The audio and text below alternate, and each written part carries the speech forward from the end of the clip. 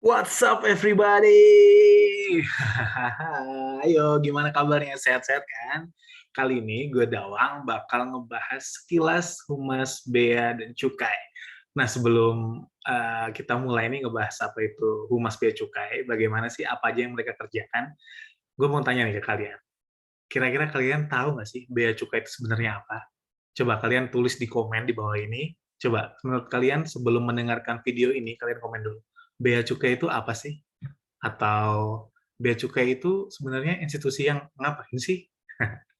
Oke, kalian sudah tulis komen di bawah ini.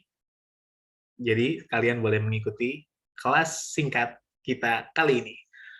Sekilas humas bea cukai. Nah, sebelum tahu humas bea cukai, kita juga harus tahu tuh bea cukai itu apa sih sebenarnya? Jadi bea cukai itu ada kata bea dan kata cukai. Jadi bea sendiri itu merupakan suatu tindakan pungutan dari pemerintah terhadap barang impor atau barang yang masuk ke dalam negeri ataupun barang ekspor, yaitu barang yang keluar dari negara kita ke negara lain. Gitu. Sedangkan cukai adalah pungutan negara kepada suatu barang yang memiliki sifat atau karakteristik yang sudah ditetapkan dalam undang-undang cukai. Jadi barang-barang atau eh, yang memiliki sifat atau karakteristik tertentu yang dibatasi penggunaannya ataupun sedikit apa ya untuk tujuannya dikurangi penggunaannya, misalnya penggunaan rokok gitu, pemakaian ataupun konsumsi rokok dikendalikan oleh pemerintah dengan undang-undang cukai. Nah itu beda bea dan cukai di situ. Kalau bea tuh bea masuk, bea keluar. Kalau cukai adalah pungutan yang dikenakan pemerintah kepada barang-barang yang harus dikendalikan konsumsinya. Gitu guys, itu adalah bea cukai. Nah, kita kembali, apa sih sebenarnya sekilas apa aja yang dikerjakan Humas Bea Cukai. Nah, saya akan membahas 10 menit sampai 15 menit ke depan. So stay tune, dengerin, dan tulis komen, kira-kira kalian apa sih yang pengen kalian tahu tentang Bea Cukai. Oke, yang pertama, uh, oleh Diana Al-Azhar, disebutkan, we are all naked, so we better be in good shape. Jadi, apa sih maksudnya? Di era keterbukaan seperti sekarang ini, kita ini sebenarnya ditelanjangi dalam tanda kutip. Kenapa sih ditelanjangi? Karena kita ini sebenarnya sudah transparan, semua dari kita itu ada di media sosial, bahkan orang tahu rumah kita di mana terkadang, ataupun orang tahu kita tuh sebenarnya sifatnya gimana, apakah pemarah, apakah pemalu, apakah orangnya periang, ataukah humoris, orang tahu gimana kita dari media sosial kita contohnya. Walaupun media sosial tidak menggambarkan diri kita, tapi orang tuh tahu gitu. Jadi di era sekarang ini, apa sih orang yang nggak tahu tentang kita? Asik. Oke, yang kedua. Some are born great, some achieve greatness, and some hire public relation officer. Ini menarik nih, teman-teman. Nah, kenapa nih menarik? Karena orang ini emang ada yang terlahir rupawan, cantik, ganteng, tapi ada juga orang yang tidak cantik-cantik amat, tidak ganteng-ganteng amat, tapi mereka mempunyai tim PR yang bagus sehingga orang-orang tahunya mereka cantik, ganteng, dermawan, gemar menabung, dan lain-lain. Nah, itu di era yang sekarang ini, era keterbukaan seperti sekarang ini, PR sangatlah penting. Jadi PR itu bisa membuat kita terlihat seperti apa yang kita inginkan. Seperti itu. Oke, oke, singkat cerita, saya dan teman-teman saya, nah ini ada komandan saya ini di foto, menyebutkan bahwa PR is not only about letting people know, but also inspiring the others. We are part of them. Jadi kalau PR zaman dulu tuh kayak nih gampangnya ya, kasarnya nih. PR zaman dulu, apalagi PR ini kan kita ngomongin PR bea cukai, berarti PR government ya. Jadi humas dari organisasi pemerintah zaman dulu tuh cuman sebatas ditanya, Mas, toilet di mana ya, Mas? Mas, kalau saya mau ke sini, lewatnya mana ya, Mas? Mas, kalau saya mau ketemu Bapak Kepala Kantor ini, saya harus gimana ya, Mas? Janjian sama siapa dan lain-lain. Nah, itu PR zaman dulu, teman-teman. Kalau PR bea cukai zaman sekarang, waduh, itu bukan hanya untuk memberitahu yang apa ingin orang tahu, tapi kita harus menginspirasi orang lain sehingga orang tuh makin dekat dan makin serasa mencintai kita lebih lagi. Keren nggak? Keren nggak? Oke, ke depan Di bahasan ini kita mempunyai 5 topik bahasan. Yang pertama ada grand naratif. Itu adalah narasi dasar jangka pendek dan jangka panjang dari Humas Bea Cukai. Yang kedua ada tagline. Tagline Bea Cukai kan tahu kan? Apa kan? Tahu nggak? Nggak tahu? Iya, nanti kita kasih tahu. Jadi ada filosofi dan grafik perubahan identitas Bea Cukai melalui tagline. Lalu yang ketiga kita mau bahas strategi komunikasi Direktorat Jenderal Bea dan Cukai, apa itu strategi humasnya BCW, rebranding, sinergi, komunikasi, dan struktur. Lalu kita mau masuk ke kehumasannya, dan juga saluran komunikasi dan publikasi dari Humas Bea Cukai itu apa aja. Oke? Siap? Yang pertama kita mau bahas grand naratif. Nah, grand naratif sendiri, kita mempunyai grand narasi besar Bea Cukai yang kita turunkan dari narasi besar Kementerian Keuangan. Jadi Bea Cukai adalah instansi eselon 1 di bawah naungan Kementerian Keuangan. So, kami memiliki narasi besar, narasi dasar, yang merupakan turunan dari Kementerian Keuangan.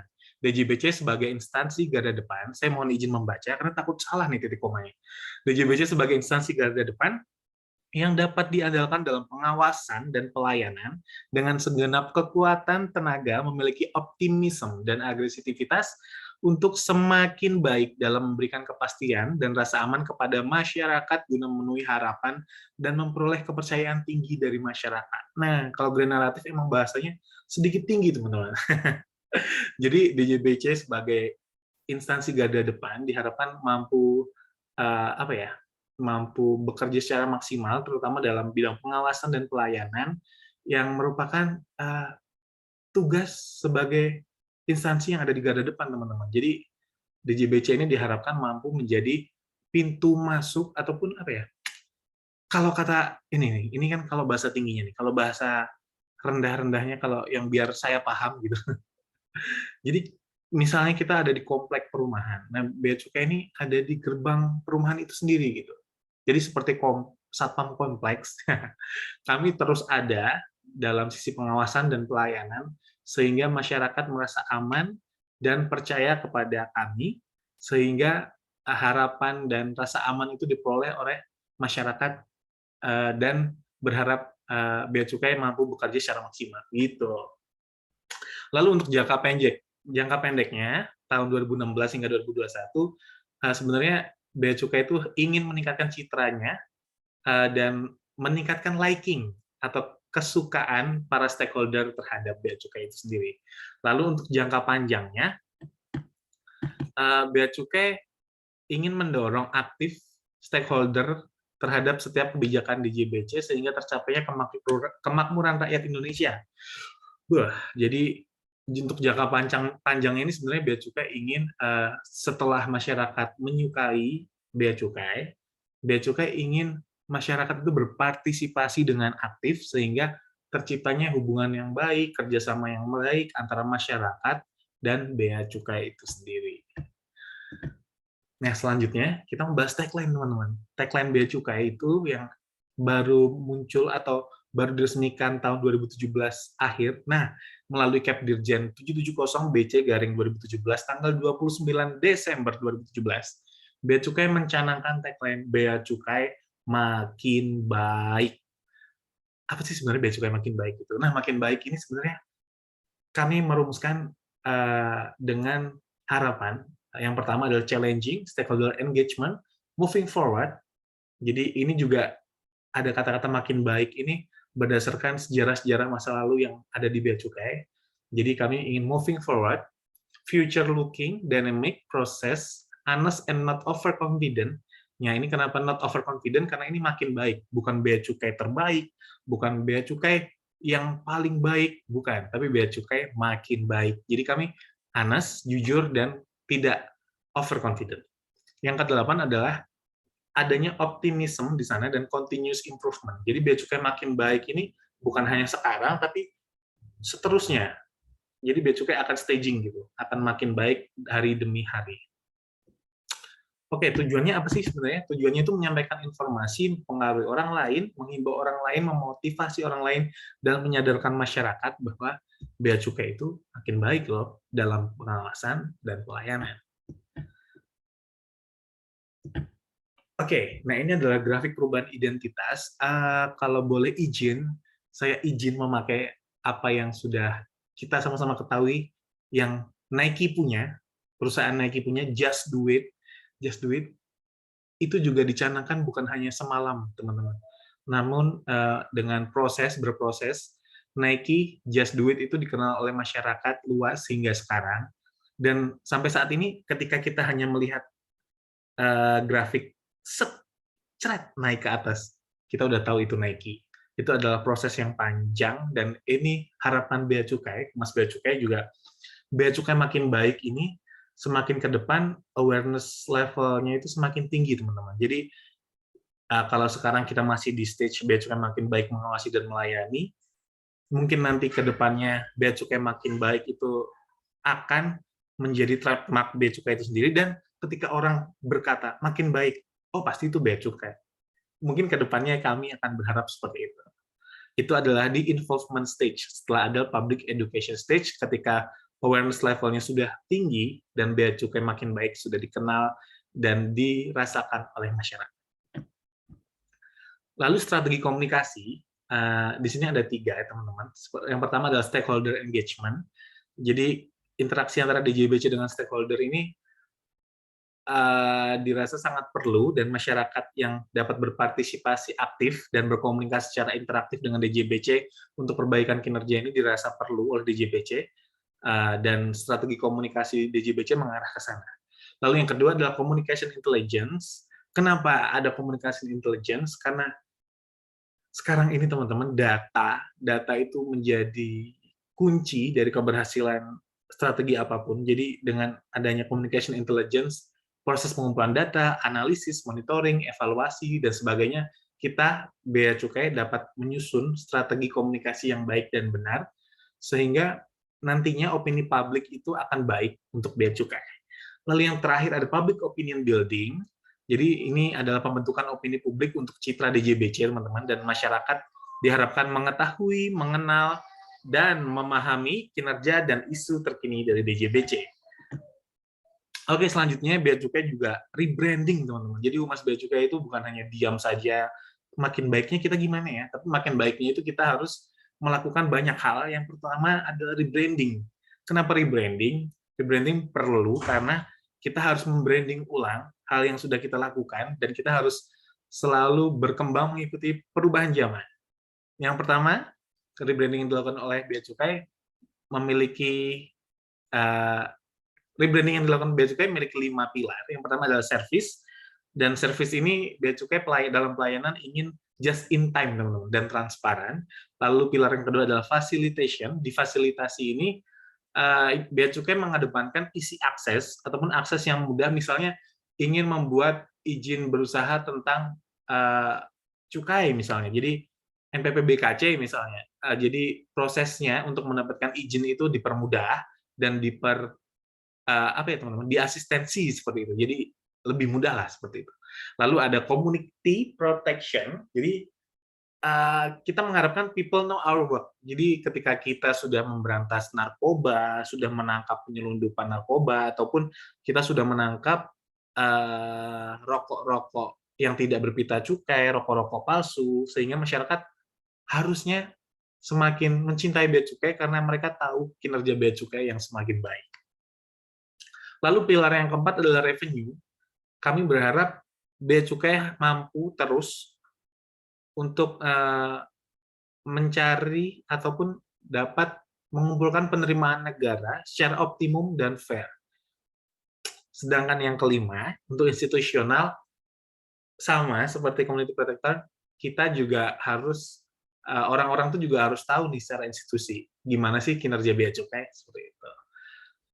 Nah, lucunya, ataupun bukan lucunya sebenarnya, hal yang terpenting dalam marketing atau rebranding ini adalah STP, teman-teman.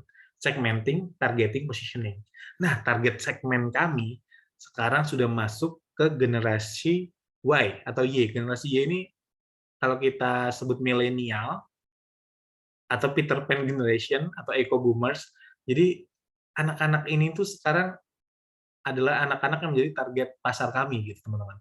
Jadi mereka harus tahu apa itu bea cukai, mereka harus tahu gimana itu kinerja bea cukai, sehingga kami dapat membangun engagement dan brand awareness kami tinggi di mata mereka. Oke, untuk struktur bea cukai sendiri, kita memiliki 20 kantor wilayah, 3 kantor pelayanan utama, dan ada eselon-eselon lainnya di kantor pusat, teman-teman. Jadi, dari atas itu ada Kementerian Keuangan, ada Direktorat Jenderal Bea dan Cukai, dan eselon satu lainnya, misal Direktorat Jenderal Pajak, Direktorat Jenderal Pengembangan Keuangan, Direktorat Jenderal Anggaran.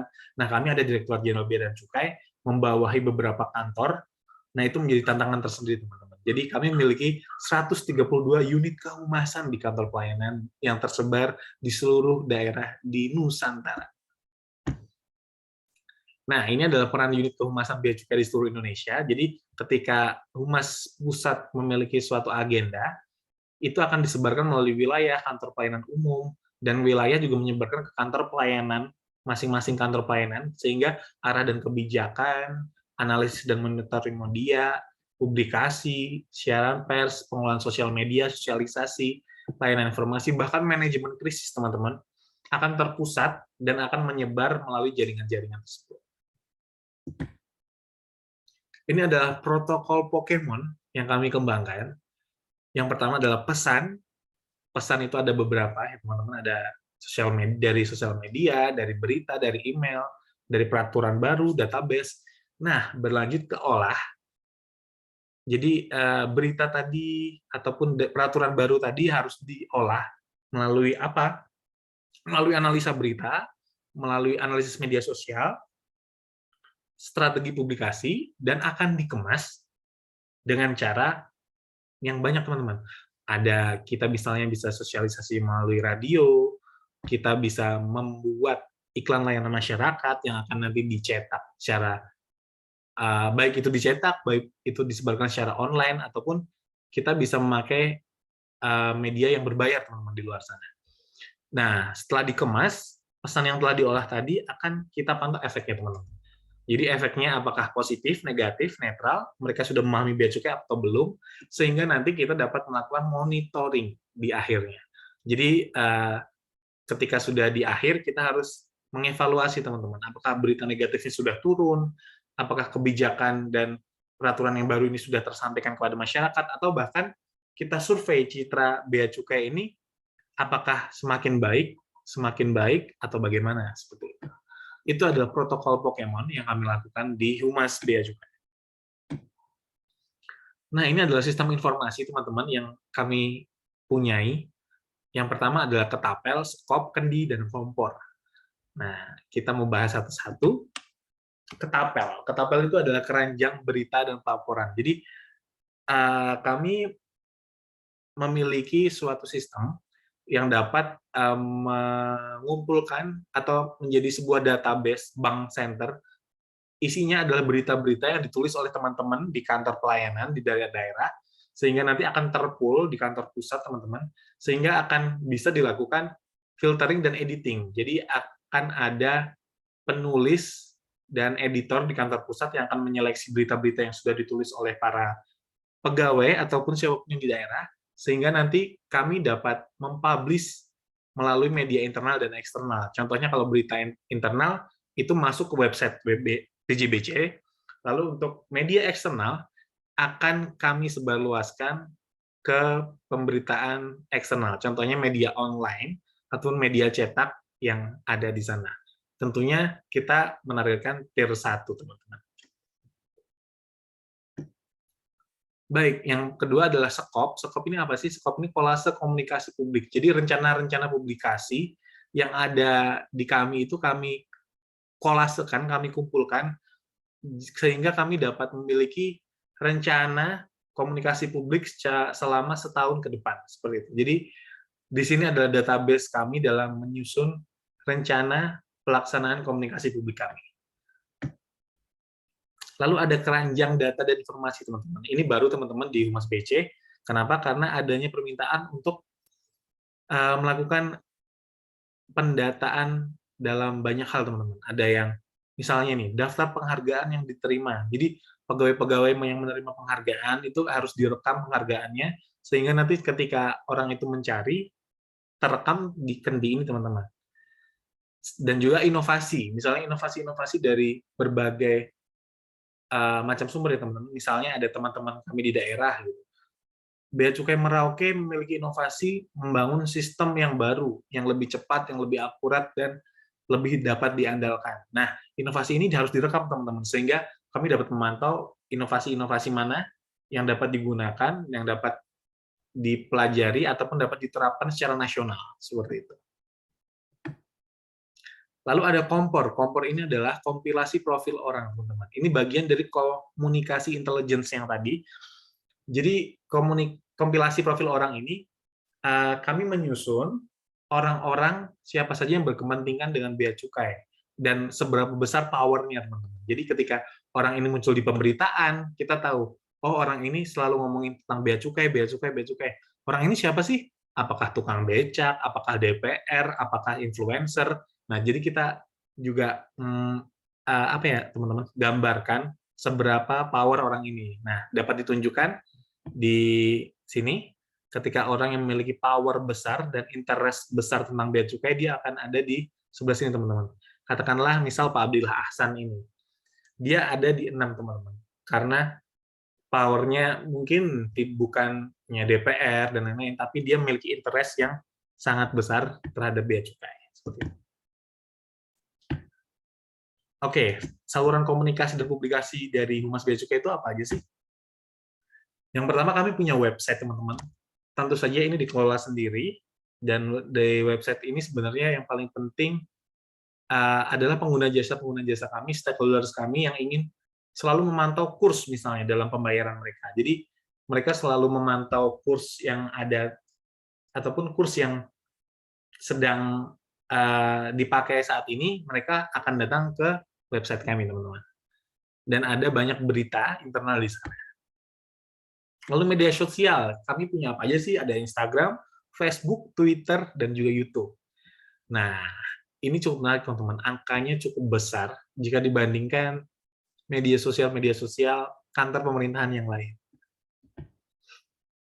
Dan Bea Cukai RI, terutama di Instagram kami dapat berbangga diri karena memiliki engagement rate 4,25%. Itu adalah di atas rata-rata, yang biasanya hanya 3,5%, itu udah rata-rata yang cukup tinggi, teman-teman. Nah, kami ada di 4,25.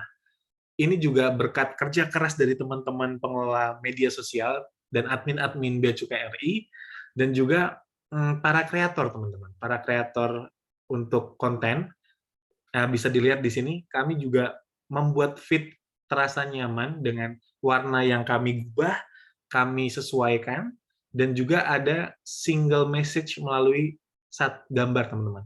Nih, ini adalah contoh single message melalui gambar-gambar yang dibuat oleh teman-teman kreator. Dari sana, kami memiliki jumlah follower yang terus meningkat, bukan follower yang berbayar, teman-teman, tapi benar-benar follower yang real, dan juga di tiap postingan, kami memiliki engagement rate tadi, yaitu komen, like, share yang tinggi. Kami juga punya ARMY, teman-teman. Jadi ARMY ini kenapa dibutuhkan? Karena di era digital seperti sekarang ini, perangnya itu bukan cuma ada di yang kelihatan mata, teman-teman. Misalnya tawuran seperti itu. Enggak. Sekarang kita kadang perang melalui media sosial. Nah, terkadang ada pihak-pihak yang tidak bertanggung jawab yang menyerang media sosial. Tidak hanya kami, teman-teman. Misalnya ada kantor mana gitu, lagi ada masalah dengan penyelundup. Penyelundup itu bisa-bisa menyerang melalui media sosial, teman-teman. Jadi mereka menggerakkan bot-bot seperti itu untuk menyerang kami, dengan contoh Facebook-nya di unlike ataupun di dislike, teman-teman. Ketika itu, jadi kami harus menggerakkan para ARMY ini, teman-teman. Selanjutnya kami memiliki Warta Bea Cukai, yaitu majalah, teman-teman, yang dulunya kami hanya tercetak, dan itu cetakannya besar bukunya. Sekarang kami sudah perkecil, teman-teman, sehingga dapat lebih simpel kali ya. Dan juga misalnya dulu nih, gambar misalnya Jokowi gitu gede, lagi ada di mana. Nah, sekarang tidak, teman-teman. Sekarang kami lebih kayak single message tadi, teman-teman. Kayak gambar tapi contoh nih, mengawal just tip searah kebijakan. Just tip itu apa sih misalnya yang nggak kebayang? Nah, itu ada kita gambarkan melalui ada tas ataupun koper dan ada price tag di sini teman-teman. Nah, itu yang sedang berkembang sekarang, para just tipper itu adalah orang-orang yang ingin berbisnis tapi dengan cara salah teman-teman, dengan tidak membayar pajak. Nah, itu mungkin menarik, akan menjadi bahasan saya selanjutnya di video YouTube saya selanjutnya. Kita bahas tentang just tip. Oke, itu adalah Warta Bea Cukai.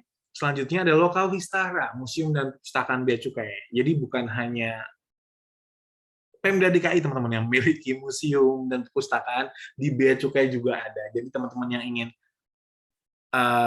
meneliti ataupun hanya mau ingin jalan-jalan atau mencari referensi tentang bea cukai ataupun keuangan, sejarah keuangan Indonesia, datang saja ke Lokal Wistara. Saya dan teman-teman akan menyambut Anda. Lalu kami juga memiliki kontak center teman-teman yang sedari terbentuk memiliki penghargaan-penghargaan yang dengan kerja keras mereka selalu naik, teman. Tiap tahunnya mereka gold, gold, platinum, platinum. Tuh. Kontak center Bea Cukai tidak kalah dengan kontak center swasta. Lalu kami juga memiliki kanal Bea Cukai. Ada kanal Bea Cukai TV.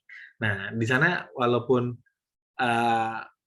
semuanya dikerjakan oleh ASN ataupun PNS-PNS Bea Cukai teman-teman, tapi kualitas tidak akan kalah. Bisa dikepoin teman-teman di YouTube kanal BCTV. Lalu kami juga memiliki radio. Nah, ini adalah kanal BC Radio.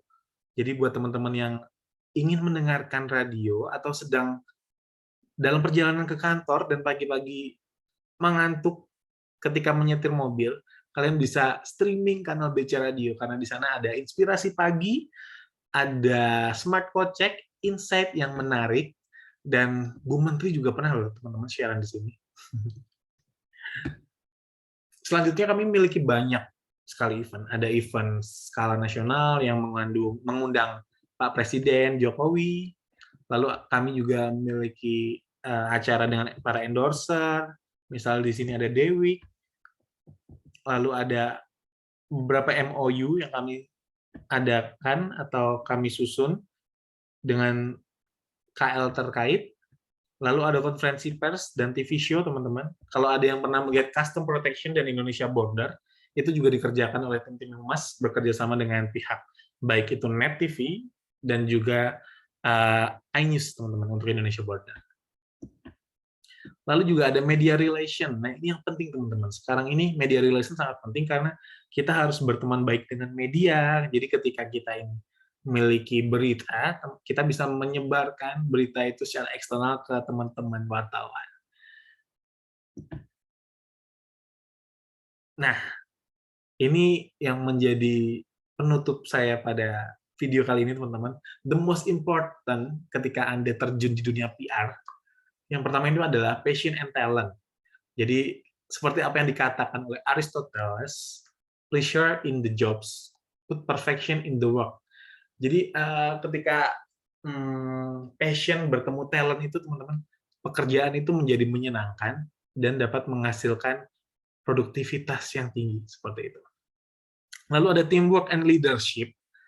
Yang kedua, teman-teman, seperti saya mengutip Michael Jordan pernah mengatakan, talent win games, but teamwork and intelligence win championship.